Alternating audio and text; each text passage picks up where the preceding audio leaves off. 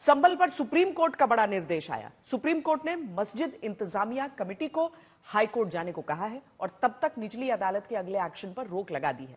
Supreme court ने कहा कि हाई कोर्ट के आदेश तक निचली अदालत कोई भी एक्शन नहीं ले, यानी अब पहले हाई कोर्ट में मुकदमा चलेगा। हालांकि सुप्रीम कोर्ट ने निचली अदालत में सर्वे रिपोर्ट दाखिल करने पर कोई पाबंदी नहीं लगाई है।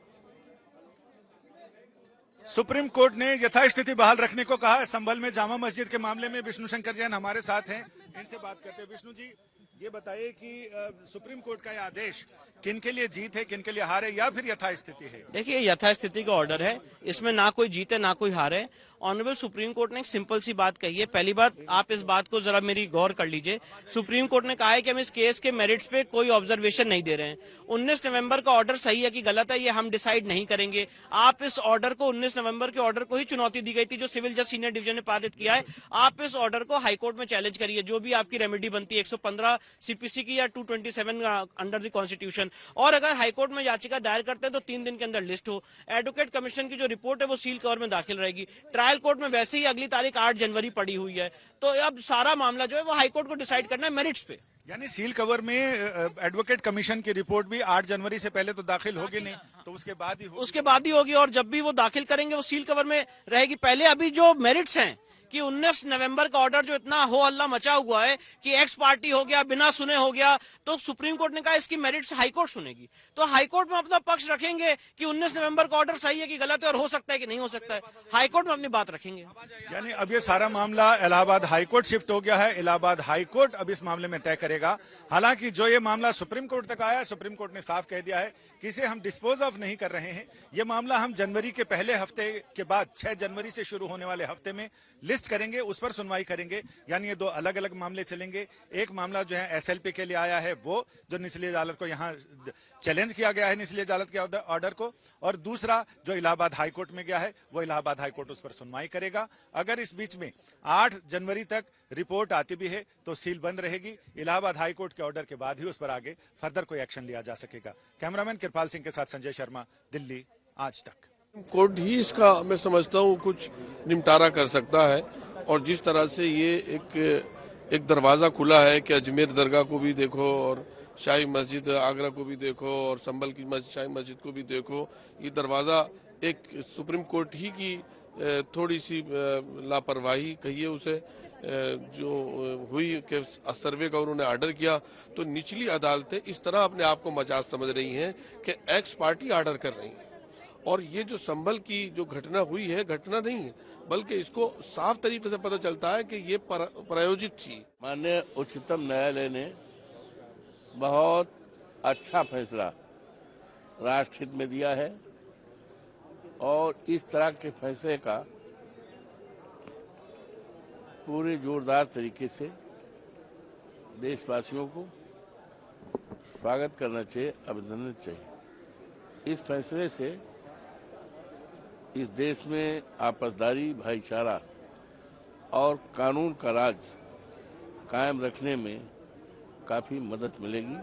जो जांच कमेटी बनाई है, शुरू से हमारी पूरी पार्टी समाजवादी पार्टी इस चीज़ की मांग कर रही है। जो जांच कमेटी, जो आयोग का गठन होना चाहिए, वो सिटिंग सुप्रीम कोर्ट के जज का होना चाहिए। इसलिए हम अभी भी वही इसकी पुरानी मांग पर कायम है कि हमें तभी इंसाफ मिलेगा जब सिटिंग जज सुप्रीम कोर्ट की उसमें कमेटी बने। अगर उनका जांच समिति पे भी विश्वास नहीं है और अदालतों पे भी विश्वास नहीं है, एएसआई पर विश्वास नहीं है, तब तो बड़ा मुश्किल हो जाएगा। ये माननीय अदालत के आदेश के अनुपालन में सर्वे टीम जामा मस्जिद गई थी, जिस पर उपद्रवियों ने हमला किया, पुलिस पर जानलेवा हमला हुआ, जिसमें आत्मरक्षार्थ में गोली चली। और उसके बाद अब माननीय मुख्यमंत्री ने एक रिटायर्ड जज और 2 IAS अफसरों की एक समिति बनाई है। हमें उसका स्वागत करना चाहिए और उसको सहयोग करना चाहिए। इस बीच महबूबा मुफ्ती का भी बयान इस मुद्दे पर आया है। उनकी तरफ से कहा गया है कि कहीं ये लोग मंदिर खोजते हुए घर में ना घुस आए। सुनिए क्या कहा है। अजमेर शरीफ जैसी श्राइन, जहां मुसलमानों से ज्यादा हिंदू श्रद्धा रखते हैं, हिंदू लोग ज्यादा जाते हैं, मन्नत मांगते हैं, और 800 साल पुरानी ये जियारत है, तो मुझे लगता है कि इसके बाद मुसलमानों के घरों में ढूंढना शुरू कर देंगे। तो ये तो मुल्क को बंटवारे की तरफ लेके जा रहा है। खून खराबे की तरफ लेके जा रहा है। जैसे हमने संभल उत्तर प्रदेश में देखा, 4-5 इनोसेंट लोगों, मासूम लोगों की जानें वहां गई। तो अगर यही सिलसिला चलता रहा तो खुदा ना खास्ता हम 1947 जैसे बंटवारे के वक्त में हमारे मुल्क के हालात हुए थे, जिस मुल्क की बुनियाद यहाँ के जो लीडरशिप थी, जवाहरलाल नेहरू, मौलाना अबुल कलाम आजाद और बाकी जो हमारे सरदार पटेल, गांधी जी खासकर, जिन्होंने गांधी जी ने अपनी जान देके इस मुल्क के सेक्युलर कल्चर की एक बुनियाद रखी। तो वो सारी बुनियादें हिलाई जा रही हैं, हिंदू मुस्लिम को आपस में लड़ाया जा रहा है।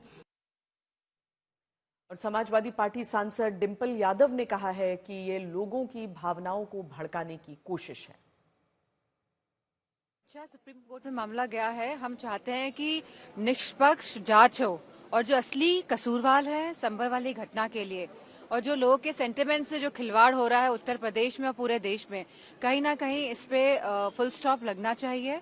और ये बहुत ही इम्पोर्टेंट और नेशनल इशू है। जिस तरह की कार्यवाही शासन और प्रशासन द्वारा देखी गई, और मुझे पूरा भरोसा है कि सुप्रीम कोर्ट की निगरानी में निष्पक्ष जांच होगी।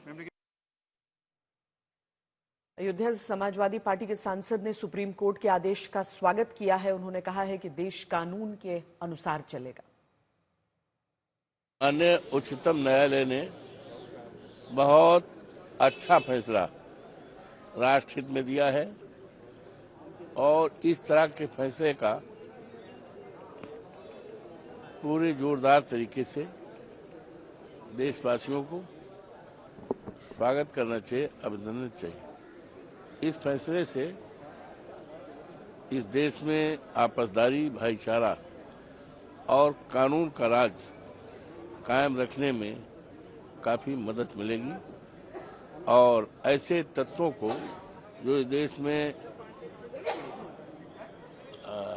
ऐसा वातावरण पैदा करना चाहते हैं बांटने का, उनके लिए रोक लगेगी। ये बड़ा स्वागत योग्य फैसला है।